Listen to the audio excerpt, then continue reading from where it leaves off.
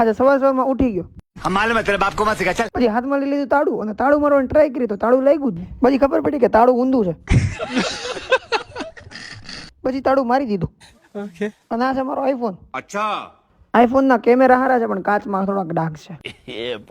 મારા માથાના થોડાક વાળ વધી ગયા તો મેં વિચાર્યું કે વાળ કપાઈ આવું. એક તો વાળ કપાવવા મારે ચાલીને જવું પડ્યું કેમ કે મારી ગાડી મારી બેન લઈ ગઈ હતી. साला ये दुख का खत्म नहीं होता बे. ચાલીને દુકાન સુધી પહોંચ્યો તો મારા કાકાએ કીધું કે ગાડી લઈને મારી આટર ચાલી. પછી કાકાની મસ્તની પ્લેટિનામાં હું ચા લેવા વયો ગયો. ચા લેવા ગયો તો હું ચોકી ગયો કેમ કે ઈ ભાઈ ચા થર્મોસ માંથી ભરતા હતા. कोई सेंस है इस बात की?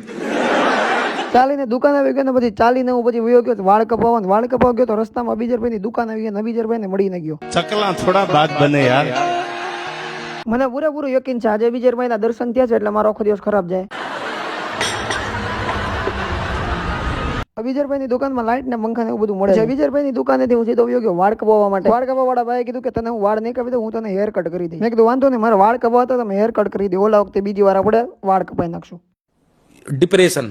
ત્યાં પછી મસ્તના હેર કટ કરી લીધા ને પાછું ચાલીને હું નીકળી ગયો ઘરે જવા. ગમે એવા હેર કટ કરાવું મારા ફ્રેન્ડ ને એનાથી પ્રોબ્લેમ છે અને સૌથી મોટો પ્રોબ્લેમ આને હોય. તો આ ભાઈ માટે બે શબ્દ દેવાય તો 5 લાખ રૂપિયા દેતા જાવ, સલાહ રહેવા દો.